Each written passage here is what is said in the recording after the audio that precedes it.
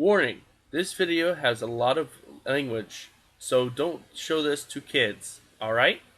Bye!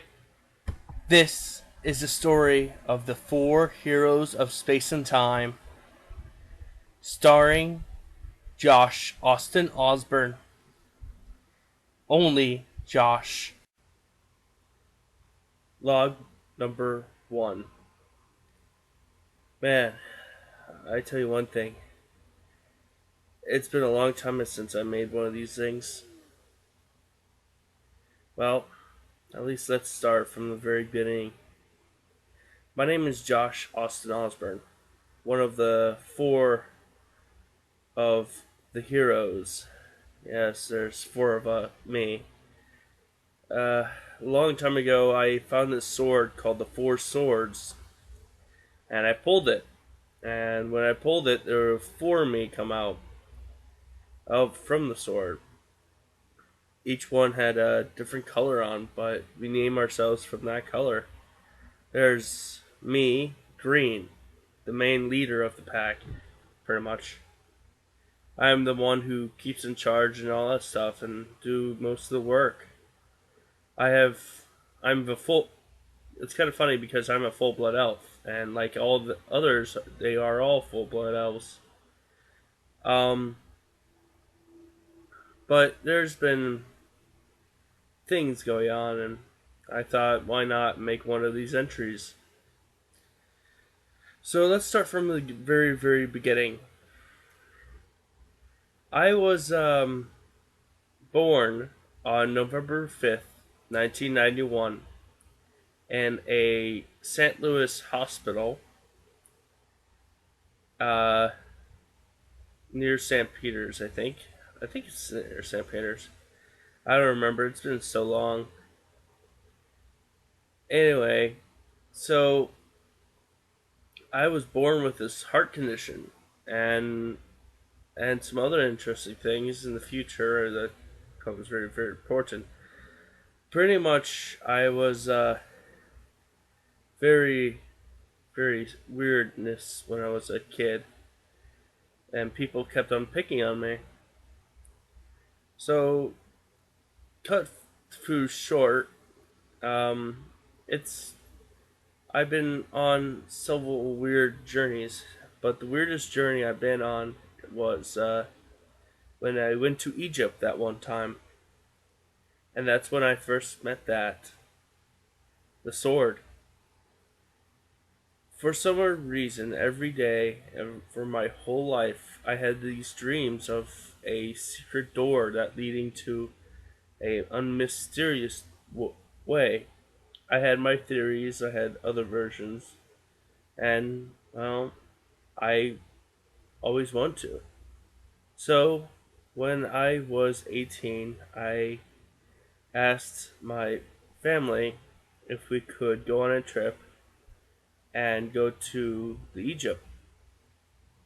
Well, I went to Egypt and we went to the Valley of Kings, but I was getting really disappointed because I couldn't find it until that one final step. I was my own business and I found this cave.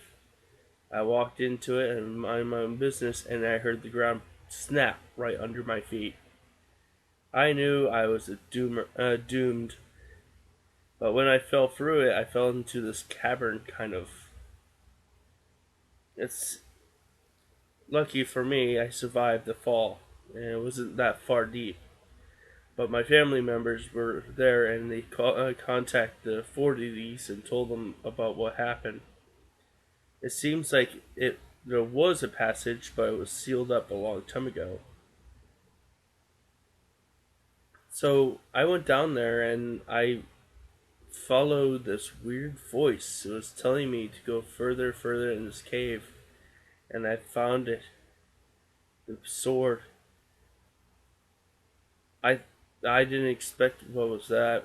I didn't expect I see sword like all in the middle of nowhere. Of course, my curiosity and my weirdness, I started pulling the sword.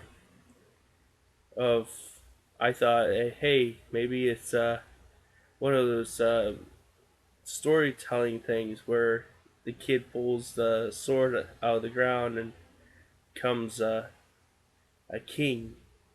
Like I think it was Arthur. I don't remember. I think it was Arthur the or someone else. I forgot the name of it. Anyway, so I pulled it, and that's when it got weird. A giant beam of light just went straight out of the pedestal and blinded me. And then the last time I woke up, I was in the past. Not the future, the past.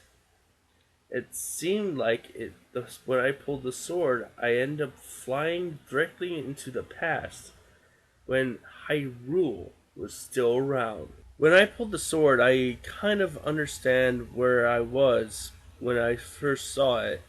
I'm like, wait a minute, this is the Temple of Time. Oh crap, I'm in the Legend of Zelda. I find a couple days, well, actually, not a couple days. I mean, like a couple years later, I found out this Legend of Zelda game was just a giant cover up of a real Legend of Zelda thing. So I kind of came across in the Temple of Time. The doors open, and then I see him and her. It kind of brung him off case because after they put the sword back in and it closed the door, all of a sudden a big giant bright light and the door is open again, bringing their weird confusion of what the hell just happened. After noticing that I have come out and they're wondering what's going on, I explained to them and what happening. After finding out I was in the past, kind of went saying, "Oh crap! I hope not I messed this up." After finding out the temple was actually was planning to be destroyed by the great army of Ganon, he's planning to. For some weird reason, he's after the Triforce, deciding to seal the Master Sword in the temple and telling the Triforce to blow up and destroy Ganon as well. Knowing this was going to happen, I had I think it was 20 days to get ready to fight Ganon off.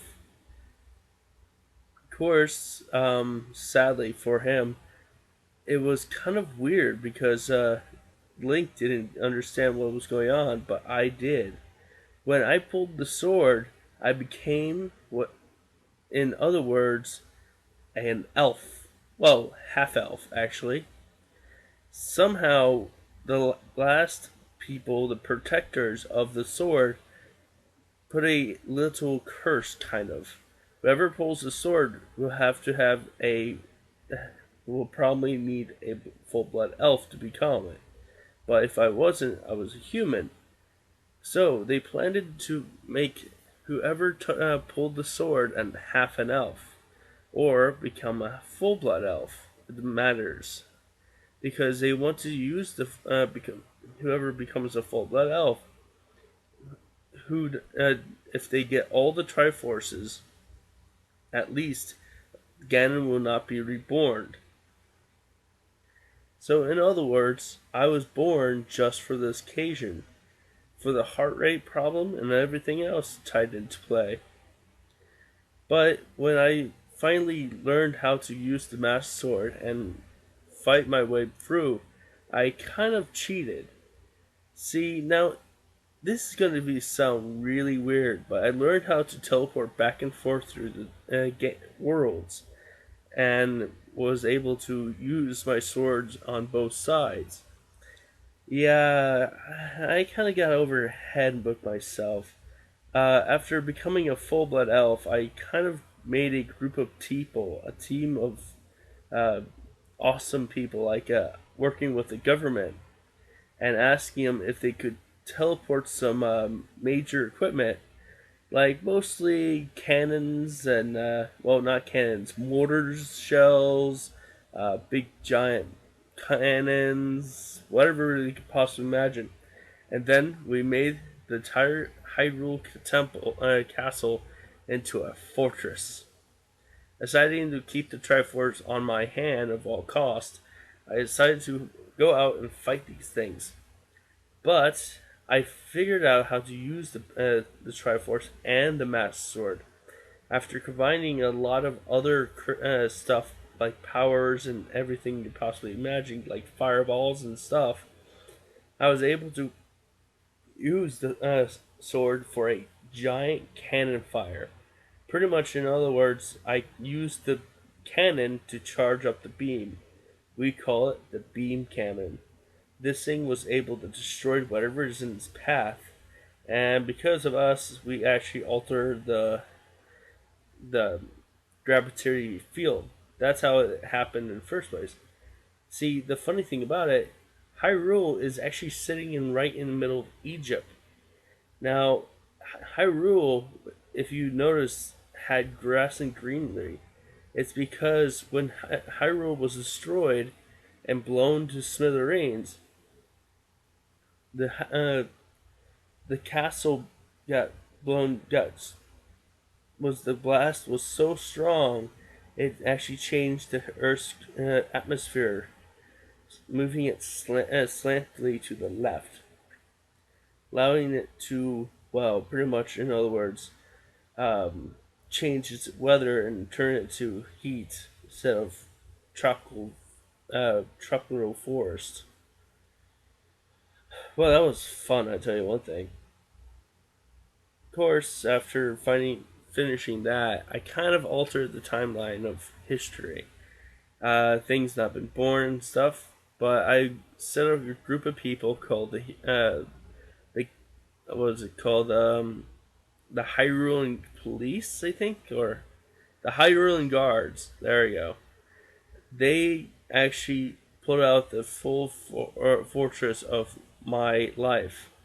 Pretty much, I give them instructions to only get these people married and have kids, and whatever they do, they need to use blood potions or anything else. But I have to be born to do this job. So pretty much, I kind of asked him to do that, and I was still born, with some minor difference. My heart rate actually disappeared. Well, my heart rate problem disappeared because they figured out what gene it actually did it on. It didn't really matter to fix that. So it was kind of interesting how they did that for me, and well, it was interesting how my life changed. So let's get started. How I built my own first spaceship, kind of. So, kind of my first spaceship was the Firefly ship. Now, that was a very, very interesting ship indeed. It had no cannons, and the fuel tank didn't really go that fast. So, and yes, I stole the Firefly thing from the Firefly Serenity thing. Tough luck. They didn't turn it into a ship. I did. I actually figured out what's wrong, why it didn't show any personal flying. But I decided to understand that my ship was not that perfect, but I could still fly it.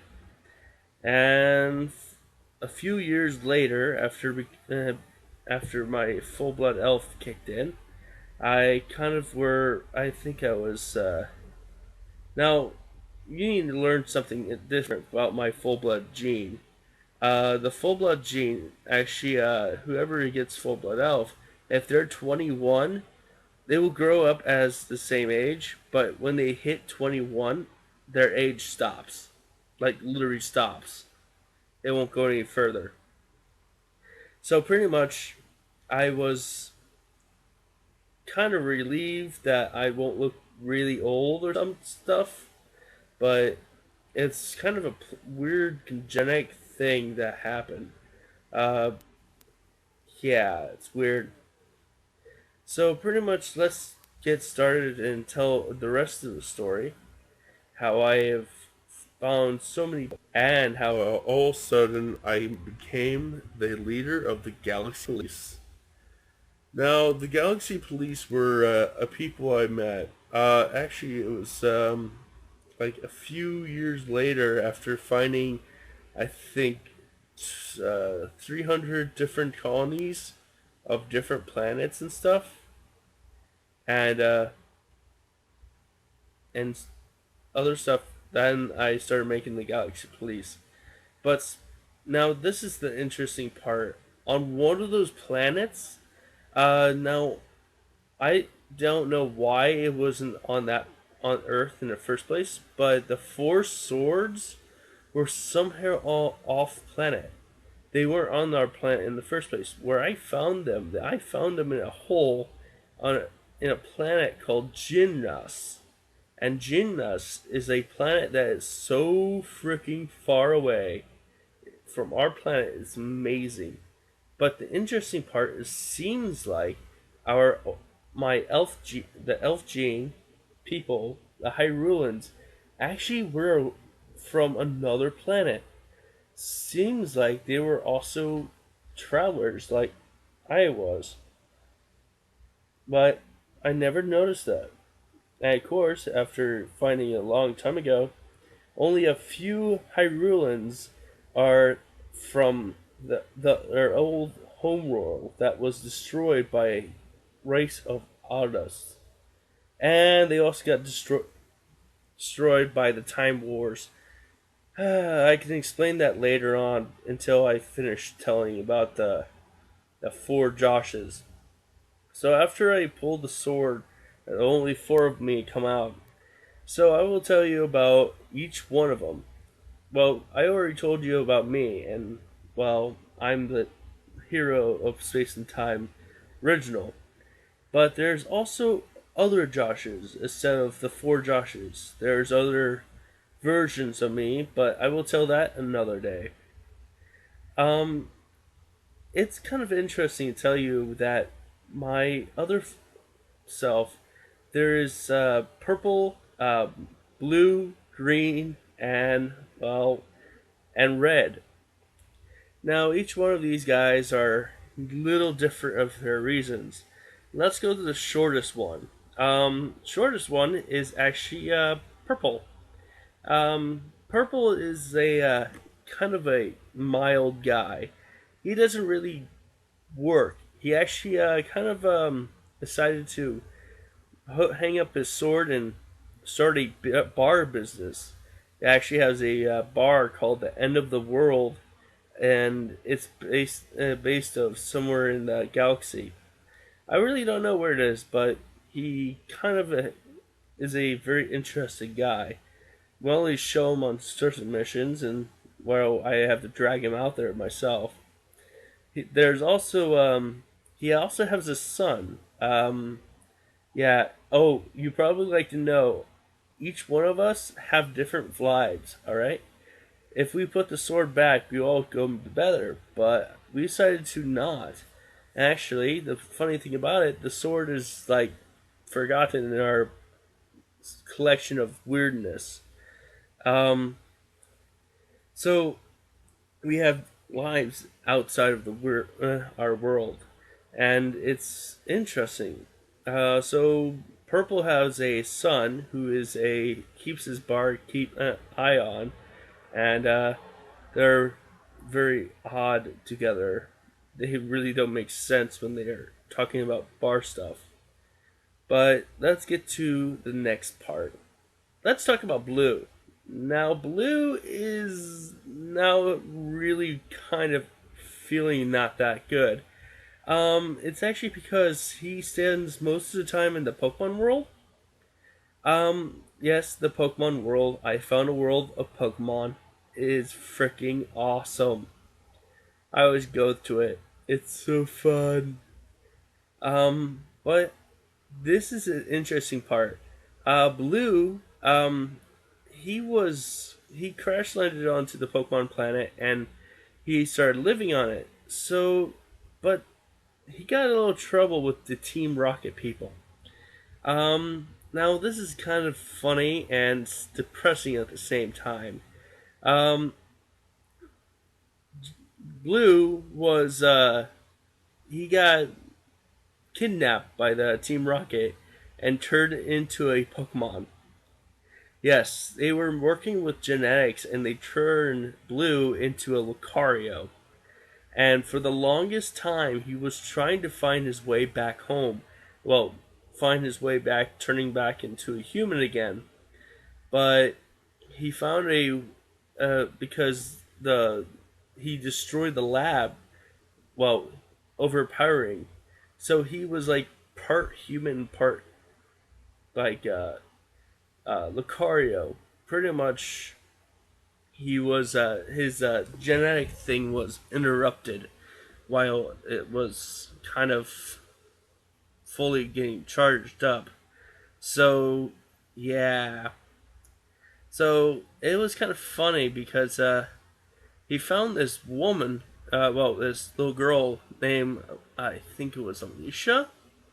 Um, she kind of had this device. It's called the Lythran bracelet. Who, if a Pokemon puts it on, it turns them into a human.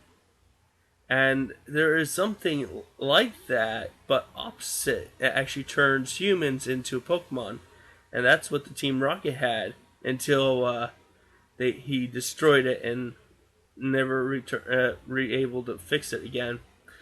But they have one again, and he's trying to find a way to find it and repurpose himself. And now he's with their failed experiment. He's a failed experiment. The Team Rocket people are planning to destroy him, whatever he has, because he is the only link of what's going on, and they don't want Link leaks coming out of their thing. But Blue met I think it was a rail, or gravel. I can't remember it. It's a type of Pokemon, but it was a female, and well, you understand what I mean. So he kind of, when he, of course, sooner or later he found his way to become back a human again, but he became a Pokemon so long, he actually still keeps this bracelet that turns him back into a Pokemon, and he still carries that and wears it every time. So pretty much, when he finally turned back to a Pokemon, it's like that saying that if that saying when you turn black, you never go back. I don't want to be racist, but that is what it's like for him. It's kind of sad for him. Um, so pretty much that is Blue. Red is very, very kind of confusing. He mostly does like self work, and he doesn't really like being around people. Pretty much he works on like program like fixing machines and stuff. But he has a second job, and this is the job of taking ideals like things. Um, let's say this. If you notice, if you looked at a picture um, of a watch that has those millions of gadgets on it, he has something like that, but it doesn't tell time. It actually it's a watch that allows him to teleport to different dimensions and different worlds. He has to fix. He gets jobs to fix what's wrong with that world. If someone has jumped into that world and corrupted it, he has to fix it. And it's very, very complicated. But it's his job and he has to do it. And if he gets teleported to a world that there's something different, like their different race or something, the watch allows him to turn into a different race. But the problem is, we get watches like that actually have tell what's going on and tell us, but the his model has never been made like a like another version. Pretty much, it's outdated. That's what it is. So that's pretty much all of the guys, and that's what their job does and what they are. But let's talk about now. I told you about there's other Joshes out there. Now these Joshes are clones. I swear to God, they're clones. There was this evil scientist that turned a crap load of them into like took my DNA and made a crap load. I think they made up about 100 of them, and for some weird freakishly reason, the 100th Josh became evil and started killing them all off. Only a few survived. Well, only like I think 3 of them survived. There's 2 other Joshes. They pretty much keep an eye on the around the galaxy and find out if everything's okay. And there is and also as well there is Gold, friendly Gold. He's a kind of an interesting guy. He does like our job. He's a full blood elf and he keeps an eye on everything goes on. But his nickname is Gold, pretty much Gold Osborne, and sadly that is my old nickname, but we uses that for instead. And now I will tell you about the evil one. He's still alive, and sadly I don't like him that much. But I kind of envy him one time, and then I kind of helped him out, and now he would just leave us both alone. His name is Damlo Osborne. I know it's a mouthful, but his name is Damlo Osborne. And Damlo was actually kind of odd version. He fought with us for years, and he was trying to become the number one Josh. He wanted all the power, but failed miserably after he messed with us. So after that weird accident, he kind of left us alone for the longest time. I really don't want to go there because it's kind of depressing, and I don't want to talk about it. So after that weird accident of weirdness, I pretty much decided to um, well, I don't know. I kind of lost my train of thought for some reason. I hate that. What was I talking about? It was Daniel Osborne about gold. Oh, you're probably if you're wondering how we found the Pony World. Yeah, all 4 of us found it. Oh my god, we were so freaking hilarious. It seems like half of us didn't really have get their different powers. When we went on there, the first thing happened to us was our world. Uh, well, we got our own powers. Seems like Red got powers of a became a unicorn. Blue became a Pegasus. Of course, he likes speed more, so we got him a bracelet thing. It allowed him to run a little faster. He's like, I was turned into worse. Yeah, he was weird, that one. Um, now this is funny. Purple actually became, he doesn't really use his powers, so he became a Earth Pony. And he has this famous bow tie on him. God, why? I don't know why he always carries that bow tie. It annoys the crap out of all of us. Anyway, and for me, I was a what was it called? Ranicorn. It's the Pegasus and Unicorn as well. Yeah, it was that. It was cool. Excuse me. It's been talking too long. Well, anyway, yeah. Oh, I probably need to tell you about that. Uh, there's I don't know if it's like the if you read this, I probably like to tell you about that secret barrier between both worlds. Just in case if you accidentally fly into it and realizes you got turned into a pony.